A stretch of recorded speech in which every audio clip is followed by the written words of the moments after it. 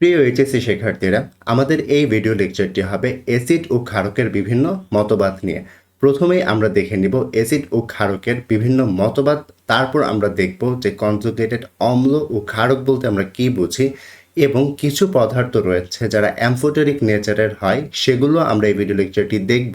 এবং লাস্টে আমরা দেখব যে কোনো অ্যাসিডের ক্ষারকত্ব বলতে আমরা কী বুঝি, এবং কোনো একটি ক্ষারের অম্লত্ব বলতে আমরা কি বুঝি।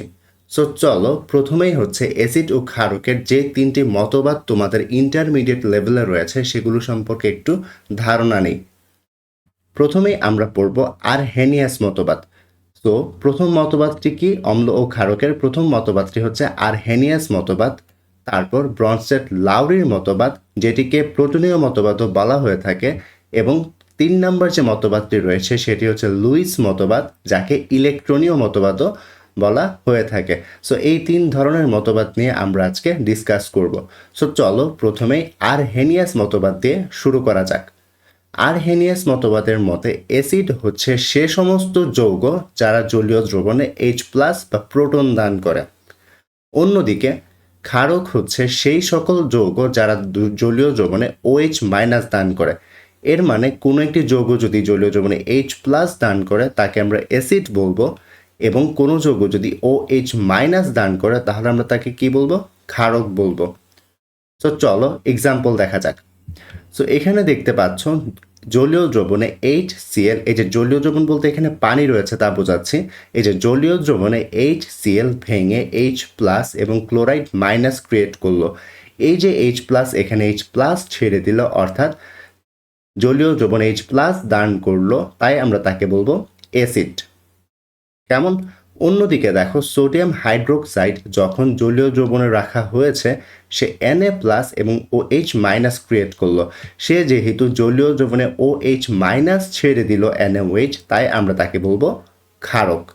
আশা করি আরহেনিয়াস মতবাদটি তোমরা বুঝতে পেরেছ। খুবই সিম্পল, যে যৌগ জলীয় দ্রবণে H+ ছাড়বে তাকে আমরা অ্যাসিড বলবো, আর যে হচ্ছে OH- ছেড়ে দিবে জলীয় দ্রবণে তাকে আমরা ক্ষার বলবো। কেমন? তো এবার আসি ব্রনস্টেড লাউরির মতবাদ। ব্রনস্টেড লাউরির মতবাদ অনুযায়ী অ্যাসিড হচ্ছে যারা প্রোটন দান করতে পারে, এবং ক্ষারক হচ্ছে যারা প্রোটন গ্রহণ করতে পারে। প্রোটন দান করলে আমরা কি বলবো? অ্যাসিড। প্রোটন গ্রহণ করলে ক্ষারক। সো চলো দুইটি এক্সাম্পল দেখি। সো এখানে দেখতে পাচ্ছ HCl H+ ছেড়ে দিল। অন্যদিকে অ্যামোনিয়াম 4+ H+ ছেড়ে দিল এবং অ্যামোনিয়া ক্রিয়েট করলো। সো এই ক্ষেত্রে দেখতে পাচ্ছ যে HCl এবং অ্যামোনিয়াম প্লাস আয়ন দুইটিই কী করলো? H+ ছেড়ে দিল। H+ই কি আসলে প্রোটন না? H+ই হচ্ছে আসলে প্রোটন।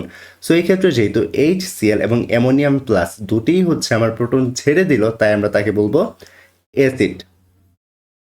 অন্যদিকে দেখো এখানে কি আছে? HCO3-, সে একটি প্রোটন গ্রহণ করে H2CO3 ক্রিয়েট করলো।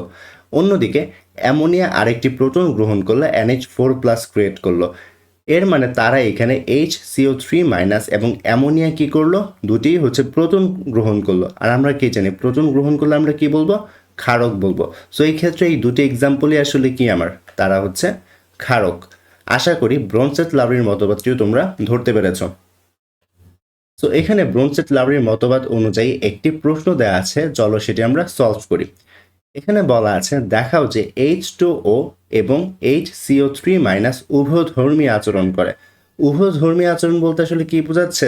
ধরো তোমার কোনো একটি যৌগ একটা সিচুয়েশনে অ্যাসিড হিসেবে কাজ করলো এবং অন্য সিচুয়েশনে সে ক্ষারক হিসেবে কাজ করলো। একই কম্পাউন্ড যখন দুইটা ভিন্ন সিচুয়েশনে দুইটা ভিন্ন ধর্মী আচরণ করে তখন আমরা তাকে বলি উভধর্মী পদার্থ। কেমন? যেমন H2O এবং HCO3-। সো চলো আমরা এটি একটু এক্সপ্লেইন করি।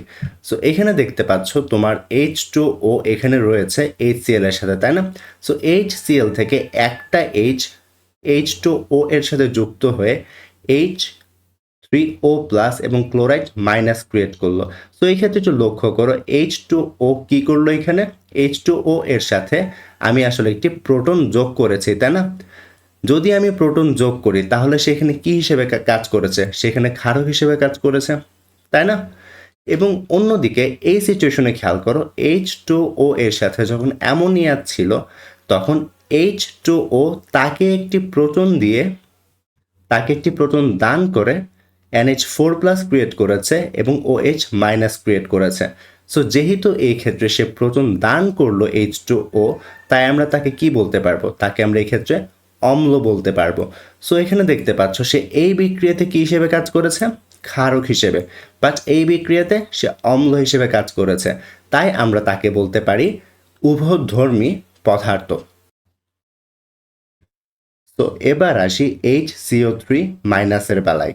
সো একটু লক্ষ্য করো এই বিক্রিয়াটিতে, এখানে HCO3 মাইনাস একটি হাইড্রোক্সিল আয়ন গ্রহণ করলো, দুঃখিত, হাইড্রোক্সাইড আয়ন বা OH মাইনাস আয়ন গ্রহণ করে CO3 minus plus H2O create করলো।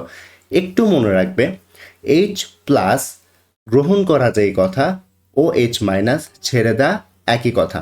আবার অন্যদিকে বলা যায় OH মাইনাস গ্রহণ করা যেই কথা, একটি প্রোটন ছেড়ে দেওয়া একই কথা। সো এখানে সে যেহেতু OH মাইনাস গ্রহণ করলো, তাই আমি বলতে পারি সে একটি প্রোটন ছেড়ে দিল। সো এই ক্ষেত্রে তাকে আমরা বলতে পারবো অম্ল। আবার এই ক্ষেত্রে একটু খেয়াল করো, HCO3 মাইনাস একটি H প্লাসের সাথে যুক্ত হয়ে H2CO3 ক্রিয়েট করলো। সো এখানে প্রোটন গ্রহণ করেছে। প্রোটন কে গ্রহণ করে? প্রোটন তো আসলে ক্ষারক গ্রহণ করে, তাই না? সো এই ক্ষেত্রে আবার HCO3 মাইনাস কি হিসেবে কাজ করলো? ক্ষারক হিসেবে কাজ করলো। আর এই বিক্রিয়াতে সে অম্ল হিসেবে কাজ করলো। তাই আমরা HCO3 মাইনাসকেও চাইলে কি বলতে পারবো? উভধর্মী পদার্থ। আশা করি উভধর্ম পদার্থ বলতে কি বুঝি তা তোমরা ধরতে পেরেছ। তো লুইস মতবাদ জানার আগে আমাদের প্রথমে যেটি জানতে হবে সেটি হচ্ছে মুক্ত জোড় সংখ্যা কোনো একটি যৌগে কিভাবে নির্ণয় করতে হয়। সেটি জানার পর আমরা লুইস মতবাদ সম্পর্কে জানবো। সো চলো প্রথমে আমরা জেনে নিই যে কোনো একটা যৌগে আমরা কিভাবে মুক্তজোড় সংখ্যা বের করতে পারি। তো দেখো, তার জন্য একটা সূত্র রাখা আছে। সূত্রটা হচ্ছে মুক্তজোড় সংখ্যা equals E minus AV divided by 2। এখানে কার কি পরিচয়? এখানে E হচ্ছে কেন্দ্রীয় পরমাণুর যোজ্যতা স্তরের ইলেকট্রন সংখ্যা, A হচ্ছে যুক্ত পরমাণু সংখ্যা এবং V হচ্ছে যুক্ত পরমাণুর যোজনী। কিরকম? দেখো, ধরো তোমাকে বলেছে অ্যালুমিনিয়াম ক্লোরেটের মুক্তজোড় সংখ্যা বের করতে। সবসময় মনে রাখবে মুক্তজোড় শুধুমাত্র একটা যৌগের কেন্দ্রীয় পরমাণুর বের করা যায়। এখন কোয়েশ্চেনটা হচ্ছে কেন্দ্রীয় পরমাণুকে। তো এটা বোঝার জন্য যেটা করতে হবে, আমি একটু অ্যালুমিনিয়াম ক্লোরাইডের গঠনটা আঁকছি, তাহলেই হয়ে যাবে। দেখো, অ্যালুমিনিয়াম ক্লোরাইডের গঠনটা হচ্ছে এরকম। এখন খেয়াল করলে দেখতে পাবে সেটা হচ্ছে অ্যালুমিনিয়ামের সাথেই কিন্তু সবগুলো ক্লোরিন পরমাণু যুক্ত আছে, রাইট? তো সবসময় মনে রাখবে সবগুলো পরমাণু যার সাথে যুক্ত থাকে কোনো একটা যৌগে সেই হচ্ছে কেন্দ্রীয় পরমাণু। এই ক্ষেত্রে যেহেতু অ্যালুমিনিয়ামের সাথে আমার সব ক্লোরিন যুক্ত আছে, তাই আমি বলতে পারবো অ্যালুমিনিয়াম হচ্ছে এই যৌগের কেন্দ্রীয় পরমাণু। বাট এভাবে যদি মনে রাখতে চাও তাহলে দেখা যাচ্ছে তোমাদের সবগুলো পরমাণুর গঠন জানতে হবে, রাইট? তো তার জন্য যে শর্টকাটটা মনে রাখতে পারো সেটা হচ্ছে কোন একটা যৌগে কেন্দ্র পরমাণু হচ্ছে সে যার সংখ্যা কম। দেখো, এখানে অ্যালুমিনিয়াম ক্লোরাইডে অ্যালুমিনিয়ামের পরমাণু সংখ্যা কম না, কারণ অ্যালুমিনিয়াম আছে একটা, ক্লোরিন আছে তিনটা। সো যেহেতু অ্যালুমিনিয়ামের সংখ্যা কম, তার মানে অ্যালুমিনিয়াম হচ্ছে কেন্দ্রীয় পরমাণু। That's it. তো মুক্তজোড় বের করতে গেলে প্রথম কি করবে? কেন্দ্রীয় পরমাণুর ইলেকট্রন বিন্যাস। আশা করি অ্যালুমিনিয়ামের ইলেকট্রন বিন্যাস তোমরা সবাই পারো, সেটা হচ্ছে 1s2 2s2 2p6 3s2 3p1। এখন চলো এই সূত্রটা ব্যবহার করে আমরা মুক্তজোড় সংখ্যা বের করি। দেখো, মুক্তজোড়কে আমরা চাইলে এলপি দিয়েও প্রকাশ করতে পারি, কারণ মুক্তজোড়ের ইংলিশ হচ্ছে লোন পেয়ার। তাই আমরা মুক্তজোড় সংখ্যাকে এলপি দিয়ে প্রকাশ করছি। এখানে শুধুমাত্র উপরে যে সূত্রটি ছিল সে সূত্রটি আবার বসিয়েছি। তো এবার চলো মুক্তজোড় হিসাব করি। দেখো, ই কি ছিল? কেন্দ্রীয় পরমাণুর যোজ্যতা স্তরের ইলেকট্রন সংখ্যা। এখানে কেন্দ্রীয় পরমাণু কে ছিল? অ্যালুমিনিয়াম ছিল, তাই তার ইলেকট্রন বিন্যাস করেছি। দেখো, এখানে তার যোজ্যতা স্তর কোনটা? 3s2 3p1, right? তো তার যোজ্যতা স্তরে ইলেকট্রন কয়টা আছে? তিনটা, রাইট? তাই আমি ই এর স্থলে 3 বসিয়েছি। অন্যদিকে দেখো, এ হচ্ছে যুক্ত পরমাণুর সংখ্যা। কার সাথে? কেন্দ্রীয় পরমাণুর সাথে যুক্ত পরমাণুর সংখ্যা। তো দেখো, এখানে অ্যালুমিনিয়ামের সাথে কয়টা ক্লোরিন যুক্ত আছে? তিনটা। তাই আমি এখানে এর জায়গায় 3 বসিয়েছি। এই যে এখানে এর জায়গায় 3 বসিয়েছি। এবং ভি হচ্ছে যুক্ত পরমাণুর যোজনী, তাই তো? ক্লোরিনের যোজনী কত? আমরা তো জানি ক্লোরিনের যোজনী হচ্ছে 1, তাই এখানে ভি এর স্থলে 1 বসিয়েছি। তো এখানে যদি হিসাব নিকাশ করো তাহলে তোমরা যে অ্যান্সারটি পাবে সেটি হবে 0, অর্থাৎ অ্যালুমিনিয়াম ক্লোরেট যৌগতে অ্যালুমিনিয়াম পরমাণু অর্থাৎ কেন্দ্রীয় পরমাণুর কোনো মুক্তজোড় সংখ্যা নেই। তোমাদের যদি কারো এই ক্ষেত্রে যুক্ত পরমাণুর যোজনী বের করতে সমস্যা হয়, সেক্ষেত্রে যেটা মনে রাখবে, গ্রুপ 1 এর জন্য যোজনী হচ্ছে 1, গ্রুপ 2 এর মৌলসমূহের যোজনী 2, গ্রুপ 13 এর মৌলসমূহের যোজনী 3, গ্রুপ 14 এর মৌলসমূহের যোজনী 4, গ্রুপ 15 এর কত তাহলে 5, গ্রুপ 16 এর মৌলগুলোর যোজনী কত 6, গ্রুপ 17 এর মৌলগুলোর যোজনী কত 7। এগুলো মনে রাখলেই হয়ে যাবে। এখন চলো আরেকটা এক্সাম্পল করি। ধরো অ্যামোনিয়াতে কেন্দ্রীয় পরমাণুকে নাইট্রোজেন, কেন? সংখ্যায় কম। ইলেকট্রন বিন্যাস কার করতে হবে? নাইট্রোজেনের করতে হবে, অর্থাৎ কেন্দ্রীয় পরমাণুর করতে হবে। ইলেকট্রন বিন্যাস কি? 1s2 2s2 2p3। তারপর সূত্রটি কি? E-AV/2। ই হচ্ছে কেন্দ্রীয় পরমাণুর যোজ্যতা স্তরের ইলেকট্রন সংখ্যা। কেন্দ্রীয় পরমাণুকে নাইট্রোজেন, যোজ্যতা স্তরে কয়টা ইলেকট্রন আছে? 5টা, রাইট? তার মানে ই এর ভ্যালু কত? 5। এর ভ্যালু এই ক্ষেত্রে 5। অন্যদিকে এ কে যুক্ত পরমাণুর সংখ্যা, যুক্ত পরমাণু কয়টা আছে? 3টা, হাইড্রোজেন 3টা রয়েছে, তাই 3 বসিয়েছি। এবং যুক্ত পরমাণু যোজনী কত? হাইড্রোজেন কত নম্বর গ্রুপের মৌল? 1 নম্বর গ্রুপের মৌল, তাই হাইড্রোজেনের যোজনী 1 বসিয়েছি, ডিভাইডেড বাই সূত্রের 2। হিসাব করলে অ্যান্সার পাবে 1। অর্থাৎ এই ক্ষেত্রে অ্যামোনিয়াতে কেন্দ্রীয় পরমাণু নাইট্রোজেনের একটা মুক্তজোড় রয়েছে, রাইট? তো একটা মুক্তজোড় মানে কি? সেখানে 2টা ইলেকট্রন আছে, রাইট? একটা মুক্তজোড় ইলেকট্রন থাকে 2টা, অর্থাৎ এই যে অ্যামোনিয়া ছিল, অ্যামোনিয়াতে নাইট্রোজেনের মুক্তজোড় আছে একটা, বা বলতে পারি মুক্তজোড় ইলেকট্রন আছে 2টা। তো এই গেল অ্যামোনিয়ার ব্যাপার। এবার চলো পানিতে কেন্দ্রীয় পরমাণু অক্সিজেনের কয়টা মুক্তজোড় রয়েছে সেটা বের করি। অক্সিজেন কেন কেন্দ্রীয় পরমাণু? কারণ সংখ্যায় কম, বা বলতে পারি সবগুলো হাইড্রোজেন পরমাণু অক্সিজেনের সাথে যুক্ত থাকে। তো কি করতে হবে? কেন্দ্রীয় পরমাণু অক্সিজেনের ইলেকট্রন বিন্যাস করলাম 1s2 2s2 2p4। আমরা জানি মুক্তজোড় বের করতে গেলে আমাদের কি লাগছে? যোজ্যতা স্তরের ইলেকট্রন সংখ্যা লাগছে, তাই তো? তাই আগে একটু মার্ক করে রাখলাম, এখানে যোজ্যতা স্তরের ইলেকট্রন কয়টা আছে? 6টা আছে। সূত্র কি মুক্তজোড় বের করার? E-AV/2, right? কি? হচ্ছে কেন্দ্রীয় পরমাণুর যোজ্যতা স্তরের ইলেকট্রন সংখ্যা, যেটা এখানে দাঁড়াচ্ছে 6, তাই 6 বসিয়েছি। কি? যুক্ত পরমাণু সংখ্যা, এখানে কয়টা হাইড্রোজেন যুক্ত রয়েছে? 2টা, তাই 2 বসিয়েছি। কি? হচ্ছে যুক্ত পরমাণুর যোজনী, এখানে হাইড্রোজেন যুক্ত রয়েছে, হাইড্রোজেনের যোজনী কত? 1, তাই 1 বসিয়েছি, আর সূত্রের 2 দ্বারা ভাগ করেছি।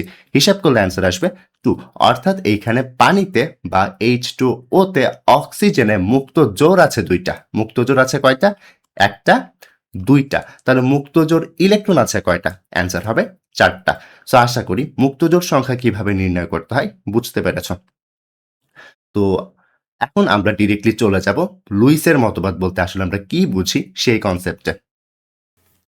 লুইস মতবাদ অনুযায়ী অ্যাসিড হচ্ছে তারাই যারা ইলেকট্রন জোড় গ্রহণ করতে পারে, এবং ক্ষারক হচ্ছে তারাই যারা ইলেকট্রন জোড় দান করতে পারে।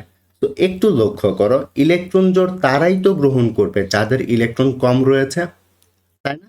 তাই আমি বলতে পারি অ্যাসিড এই ক্ষেত্রে কি ইলেকট্রন ডেফিসিয়েন্ট। অন্যদিকে ক্ষারক কারা? যারা ইলেকট্রন জোড় দান করতে পারছে, তাই না? সো ইলেকট্রন জোড় কারা দান করবে? যারা ইলেকট্রন রিচ, মানে তাদের কাছে অলরেডি অনেক ইলেকট্রন রয়েছে বা মুক্ত জোড় ইলেকট্রন রয়েছে, বা বলতে পারি তারা নেগেটিভলি চার্জড, তাই তো? সো এবার আসি যে আসলে লুইস অ্যাসিড কাদের বলবো আমরা। ধনাত্মক সকল আয়নকেই আমরা লুইস অ্যাসিড বলতে পারবো, কারণ দেখো ধনাত্মক আয়নগুলো কি করবে? ইলেকট্রন জোড় গ্রহণ করতে পারবে, তাই তারা অ্যাসিড হিসেবে কাজ করবে, তাই আমরা তাদেরকে বলতে পারবো Luis acid. For example silver plus, copper 2+, iron 2+, etcetera. অন্যদিকে অষ্টক অপূর্ণ যারা রয়েছে, যেমন ferric chloride, aluminium chloride, BF3, তারাও কি অষ্টক অপূর্ণ না? তাই তারা চাইলেই কি ইলেকট্রন জোড় গ্রহণ করতে পারে, তাই আমরা তাকে বলবো লুইস অ্যাসিড। অন্যদিকে লুইস ক্ষারক হচ্ছে তারাই যারা ইলেকট্রন জোড় দান করতে পারে। তো ইলেকট্রন জোড় দান কারা করতে পারবে? যাদের ইলেকট্রন বেশি আছে, তাই না? যেমন ঋণাত্মক আয়ন, যেমন সায়ানাইড, OH- ইত্যাদি। অথবা বলতে পারি যাদের মুক্তজোড় ইলেকট্রন থাকবে তারাই কি করতে পারবে? ইলেকট্রন দান করতে পারবে। ফর এক্সাম্পল অ্যামোনিয়া এবং H2O, আমরা কিন্তু প্রিভিয়াস স্লাইডে দেখে এসেছিলাম অ্যামোনিয়া এবং H2O এর মুক্তজোড় ইলেকট্রন থাকে। সো তারা আমাদের এক্ষেত্রে কী হবে? লুইস ক্ষারক হবে। আশা করি লুইস অ্যাসিড এবং লুইস ক্ষারকের কনসেপ্ট তোমরা বুঝতে পেরেছো। ফর এক্সাম্পল এখানে যদি আমি লিখি H+ এবং NH3+, তাহলে এখানে অ্যামোনিয়াম প্লাস আয়ন গঠন হচ্ছে। তো একটু খেয়াল করো তো এখানে কি করলো, এখানে অ্যামোনিয়া তার মুক্তজোড় ইলেকট্রন দিয়ে হাইড্রোজেনের সাথে সন্নিবেশ সমযোজী বন্ধন গঠন করলো। সো এই ক্ষেত্রে মুক্তজোড় ইলেকট্রনটি কে দিয়েছে? অ্যামোনিয়া দিয়েছে, তাই সে ক্ষারক। এবং H+ যেহেতু অ্যাকসেপ্ট করেছে তাই সে অ্যাসিড। আশা করি লুইসের মতবাদটি তোমরা ভালোভাবে ধরতে পেরেছ। এবার আসি অনুবন্ধী বা কনজুগেট অম্লক্ষারক কনসেপ্টে। সো এখানে যদি একটু লক্ষ্য করো যে একটি বিক্রিয়ার মাধ্যমে আমরা জিনিসটি বোঝাই কেমন। সো এখানে দেখতে পাচ্ছ যে HCl রয়েছে, যার সাথে আমি পানি যোগ করেছি, অর্থাৎ H2O যোগ করেছি। সো বিক্রিয়া করে তারা দেখা গেল H3O+ এবং Cl- গঠন করলো। সো এখানে একটু খেয়াল করে এখানে কি হয়েছে ব্যাপারটা, এখানে কাইন্ড অফ এমন না যে HCl থেকে H+ H2O-তে চলে গেছে, দেন H3O+ গঠন হয়েছে, তাই না?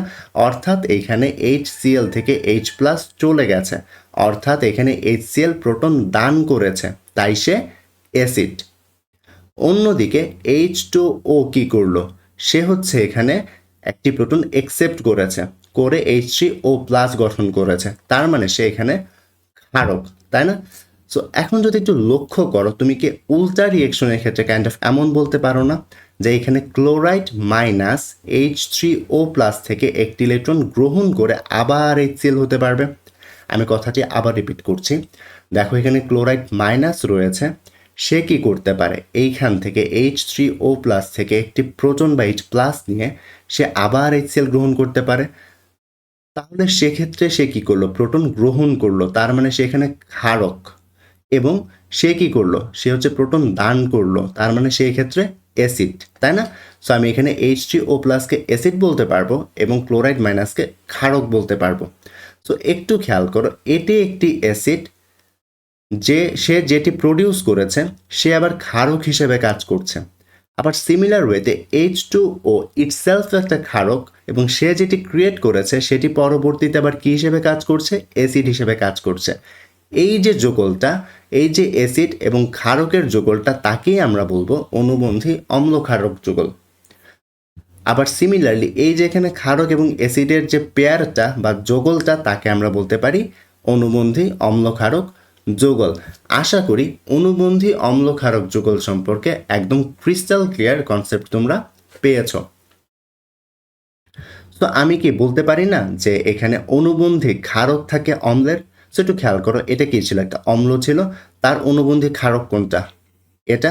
সো আমি বলতে পারি অনুবন্ধী ক্ষারক থাকে আসলে অম্লের। এবং উল্টোভাবেও বলতে পারি, এটি যেহেতু ক্ষারক তার অনুবন্ধী অম্ল কোনটা? এটা। তাহলে আমরা বলতে পারি অনুবন্ধী অম্ল থাকবে আবার কার? ক্ষারকের, তাই না? Pretty straight forward. আশা করি বুঝতে পেরেছ।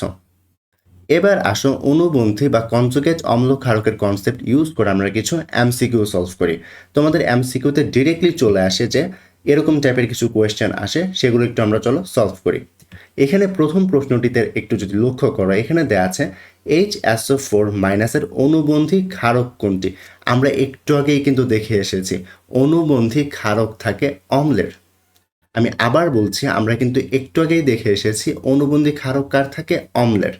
অনুবন্ধী ক্ষারক কার থাকে? অম্লের। অনুবন্ধী অম্লকার থাকে? ক্ষারকের। অনুবন্ধী অম্লকার থাকে? ক্ষারকের। এর মানে আমি বলতে পারি প্রথম প্রশ্নটির জন্য অনুবন্ধী ক্ষারক যেহেতু জানতে চাওয়া হয়েছে, এর মানে এটা কি? HSO4- হচ্ছে আসলে একটি অম্ল।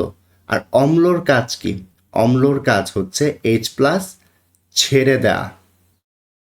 আশা করি বুঝতে পেরেছ। তো এখানে আমি কি বলতে পারবো যে যেহেতু এখানে অনুবন্ধী ক্ষারক বলেছে, তার মানে সে নিজে একটি অ্যাসিড, কারণ অনুবন্ধী ক্ষারক থাকে অম্লের। তো অ্যাসিড আবার কি করে? H+ ছেড়ে দেয়। এর মানে এখান থেকে যদি আমি একটি H+ সরিয়ে ফেলি, তাহলেই আমার কি পাবো? তাহলেই আমি অনুবন্ধী ক্ষারক পেয়ে যাব। অর্থাৎ HSO4- এর অনুবন্ধী ক্ষারক কি? অনুবন্ধী ক্ষারক হচ্ছে HO4 2-। আশা করি বুঝতে পেরেছো ব্যাপারটি, এটি 2 মাইনাস হবে। কেমন? এবার এদিকে আসো, তারও আবার কি অনুবন্ধী ক্ষারক কার থাকবে? অম্লের থাকে। অর্থাৎ তার থেকে আমার কি করতে হবে? তার থেকে একটা H প্লাস সরিয়ে নিতে হবে। সো সরিয়ে নিতে গেলে আমার যেটি হবে এখানে কার্বনেট, তাই তো? সো HSO3 মাইনাস থেকে যদি আমি একটি H প্লাস সরিয়ে নিই তাহলে আমার কি হবে? CO3 2 minus. এখানে বলা আছে HSO4 মাইনাসের অনুবন্ধী অম্ল কোনটি? এখানে যেহেতু অনুবন্ধী অম্ল জানতে চাওয়া হয়েছে, তার মানে সে কি? সে হচ্ছে ক্ষারক, কারণ অনুবন্ধী অম্ল থাকে ক্ষারকের। আর ক্ষারকের কাজ কি? ক্ষারকের কাজ হচ্ছে প্রোটন গ্রহণ করা। সো এর মানে তার সাথে আমি যদি একটি H প্লাস গ্রহণ করে দিই বা যোগ করে দিই তাহলে আমি কি পাবো? অনুবন্ধী ক্ষারক পেয়ে যাব, তাই তো? এবার আসি লাস্টের কোয়েশ্চেনে। এখানে কি বলা আছে? সিমিলার জিনিস। তাহলে আমার এখানে যেহেতু অনুবন্ধী অম্ল বের করতে বলা হয়েছে, তার মানে সে নিজে কি? ক্ষারক। আর ক্ষারকের সাথে কি করতে হয়? H প্লাস যোগ করতে হয়, তাই তো? সো এভাবে চাইলে আমরা এই MCQ-গুলো খুব সহজে করে ফেলতে পারি। তো এবার চলো আমাদের লাস্ট কনসেপ্ট, যেটি হচ্ছে ক্ষারকের অম্লত্ব এবং অম্লের ক্ষারকত্ব। একটু দেখো, ক্ষারকের কি থাকবে? অম্লত্ব, এবং অম্লের কি থাকবে? ক্ষারকত্ব। উল্টো ব্যাপার কিন্তু। তো এখানে প্রশ্নে দেওয়া আছে ক্যালসিয়াম অক্সাইড এবং অ্যালুমিনিয়াম অক্সাইড ক্ষারকের অম্লত্ব নির্ণয় করতে বলা আছে, এবং সেকেন্ড কোয়েশ্চেনে বলা হয়েছে কার্বন ডাই অক্সাইড এবং P2O5 অম্লের ক্ষারকত্ব নির্ণয় করতে। সো তোমরা একদম সিম্পলি মনে রাখো যে অম্লত্ব যখন বের করবে ক্ষারকের, তখন যেটা করবে, ক্ষারক যত মোল অম্লের সাথে বিক্রিয়া করে তার অম্লত্ব তত। আমি আবার বলছি, ক্ষারক যত মোল অম্লের সাথে বিক্রিয়া করে তার অম্লত্ব তত। আবার উল্টোভাবে কোনো একটি অম্ল যত মোল ক্ষারকের সাথে বিক্রিয়া করে তার ক্ষারকত্ব তত। কেমন? তো এক্ষেত্রে একটু খেয়াল রাখতে হবে, অম্লটি হতে হবে মনোপ্রোটিক এবং ক্ষারকটি হতে হবে মনোপ্রোটিক, তাহলেই হবে। তো এখানে দেখো, আমি যেহেতু Al2O3 এর অম্লত্ব বের করব, সো বিক্রিয়া করে আমি দেখলাম Al2O3 যে ক্ষারকটি রয়েছে সে 6 মোল HCl এর সাথে বিক্রিয়া করছে। এবং সেকেন্ডলি যখন ক্যালসিয়াম অক্সাইড দেখব তখন দেখলাম সে বিক্রিয়া করছে 2 মোল HCl এর সাথে। সো এই ক্ষেত্রে যেহেতু প্রথম ক্ষারটি আমার 6 মোল HCl এর সাথে বিক্রিয়া করছে, তাই আমরা বলতে পারি তার তার অম্লত্ব হচ্ছে 6। এবং অন্যদিকে ক্যালসিয়াম অক্সাইড ক্ষারকটি যেহেতু 2 মোল অ্যাসিডের সাথে বিক্রিয়া করছে, অর্থাৎ HCl এর সাথে বিক্রিয়া করছে, তাই আমরা বলতে পারি ক্যালসিয়াম অক্সাইডের অম্লত্ব হবে 2। তো এবার চলো সেকেন্ড কোয়েশ্চেনে যাই। এখানে দেখো, কার্বন ডাই অক্সাইড সে কিন্তু একটি অ্যাসিড, যেহেতু আমার ক্ষারকত্ব নির্ণয় করতে বলা হয়েছে, আর ক্ষারকত্ব কার থাকে? অ্যাসিড বা অম্লের। সো কার্বন ডাই অক্সাইড অ্যাসিডটি 2 মোল NaOH এর সাথে বিক্রিয়া করছে, এবং অন্যদিকে P2O5 যে অম্লটি রয়েছে সে 6 মোল সোডিয়াম হাইড্রোক্সাইডের সাথে বিক্রিয়া করছে। তো এই ক্ষেত্রে কি আমি বলতে পারি না যে কার্বন ডাই অক্সাইডের যে ক্ষারকত্ব হবে সেটি হবে 2, এবং P2O5 এর যে ক্ষারকত্ব হবে সেটি হবে 6। আশা করি এই কনসেপ্টটি তোমরা বুঝতে পেরেছ। সো এই কনসেপ্ট সমূহ থেকে যদি তোমাদের কোনো ধরনের কোয়েশ্চেন থাকে তোমরা তা আমাকে কমেন্ট বক্সে জানিয়ে দিতে পারো। সো আমাদের আজকের লেকচারটি এতটুকুই ছিল। ধন্যবাদ সবাইকে ভিডিওটি মনোযোগ সহকারে দেখার জন্য।